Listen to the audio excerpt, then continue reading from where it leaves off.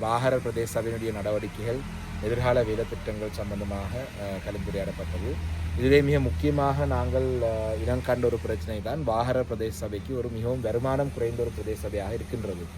அதன் அடிப்படையிலே இந்த பிரதேசத்திலே பல அபிவிருத்தி திட்டங்களை முன்னெடுக்கக்கூடிய வழிகளை அரச நிதியினூடாக மத்திய அரசினூடாக நிதி பெறுவதனூடாகத்தான் நாங்கள் அந்த வழிகளை தேடலாம். இன்று நாட்டிலே வாகரை பிரதேச சபையிலே ஒரு வீதி அபிவிருத்தி செய்கிறதுக்கு நிதி இல்லாத குறை இருக்கின்றது. ஒரு பிரதேச சபையிலே ஒரு வட்டாரத்திலே மின் விளக்குகள் போடுறதுக்கு நிதி இல்லாத நிலையில் இருக்கும் பொழுதும் கூட அரசாங்கத்தினால் 200 மில்லியன் ரூபா அமெரிக்கா போஸ்ட்டுக்கு கொடுத்த அந்த கட்டணம் துளைந்து போவதாக பேசப்படுது. அதுக்கு முன்பு பார்த்தீங்கன்னா 700 மில்லியன் ரூபா ஹேக்கர் கொண்டு போனதாக சொல்லப்படுது. அதுக்கு முதல் பார்த்தீங்கன்னா 35 பில்லியன் ரூபா நிலக்கரியில் ஊழல்னு சொல்கிறார்கள்.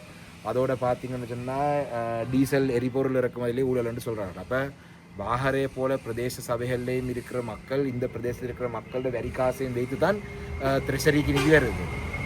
வாகரே இருக்கிறவர்கள் குடிக்கிற பால் மாலையும் வரி காசு இருக்குது. வாகரில் பயன்படுத்துகிற எரிபொருள்லேயும் வரி காசு இருக்குது. இந்த வரி காசாக தான் ட்ரெஷரிக்கு காசு போகுது. அந்த ட்ரெஷரிக்கு போன காசு தான் இன்றைக்கு இந்த அரசாங்கத்துடைய செயல்திறன் இல்லாத காரணத்தால் அந்த காசை நாங்கள் முழுமையாக ஹேக்கர் கொண்டு போனானா இல்லாட்டி என்பிபிக்காரன் கொண்டு போனான்னா எங்களுக்கு தெரியாது. ஆனால் வாகரையில மக்களுக்கு ஒரு அபிவிருத்தி திட்டம் செய்கிறதுக்கு பிரதேச சபைக்கு நிதி இல்லை. ஆனால் வாகர மக்கள் இருந்து அறுவடை செய்கிற நிதியை அரசாங்கம் கவலையினமாக ஒன்றில் களவெடுத்திருக்கணும் இல்லாட்டி காணாமல் இருக்கும். அப்போ இது ஒரு மிகவும் மோசமான ஒரு நிலைக்கு நாடு செல்கின்றது.